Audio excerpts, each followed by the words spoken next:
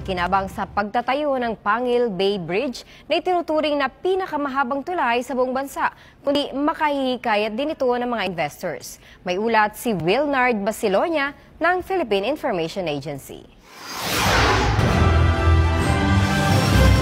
Sinalubong mismo ng mga lokal na opisyal ng Lanao del Norte kasama si Department of Public Works and Highways o DPWH Secretary Mark Villar at Korean Ambassador to the Philippines Han Dong-man si Pangulong Rodrigo Duterte para pangunahan ng groundbreaking ceremony ng Pangil Bay Bridge Project dito sa bayan ng Tubod.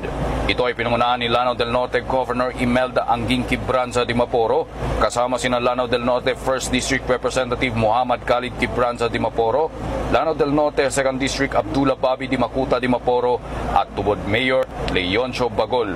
Ayon kay Secretary Villar, ang Pangil Bay Bridge ang magiging bagong pinakamahabang tulay sa buong bansa na nasa 3.7 kilometers at kauna-unahan sa 16 na tulay na itatayo para maikonekta ang Luzon, Visayas at Mindanao sa ilalim ng Build program ng Administrasyong Duterte. Inaasahang mapapaiksi nito ang oras ng biyahe sa 7 minuto na lamang mula sa bayan ng Tubod papunta ng Tangub City. Nabatid na nakagawian ng mga motorista at biyaherong papunta ng Misamis Occidental at Zamboanga del Norte na sumakay ng barge mula sa Mucas Port sa bayan ng Kulambugan papuntang Ozami City Port na umaabot ng 1 hanggang 2 oras kapag hindi mahaba ang pila ng mga sasakyan. Ang Pangil Bay Bridge Project na inaasahang matatapos sa taong 2022 ay libreng madadaanan ng mga motorista at mananatiling bukas sa loob ng 24 oras. Una nang naiulat ng nasabing proyekto na nagkakahalaga ng 7.8 billion pesos ay pinondohan sa ilalim ng Korean Economic Development Cooperation Agreement.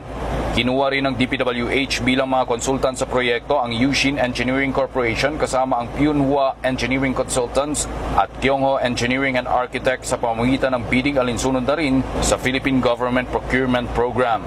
Sa kanyang mensahe, inihayag ni Pangulong Duterte ang kanyang pasasalamat sa Korean government. But Korea has a special attachment to the Filipino people. You know why? We fought in the Korean War. And a lot of Filipinos, 700, sila Ramos, died. Inaasahan na hindi lamang ang bayan ng Tubod at ang lungsod ng Tangub ang makakabenepisyo sa Pangil Bay Bridge, kundi malaking tulong din ito para sa pag-unlad ng ekonomiya ng mga lungsod ng Cagayan de Oro, Iligan, Marawi, Ozamis, Oroquieta, Dipolog at Dapitan o ang mga lalawigan ng Lanao del Norte, Lanao del Sur, Misamis Occidental, Misamis Oriental at ng Zamboanga del Norte.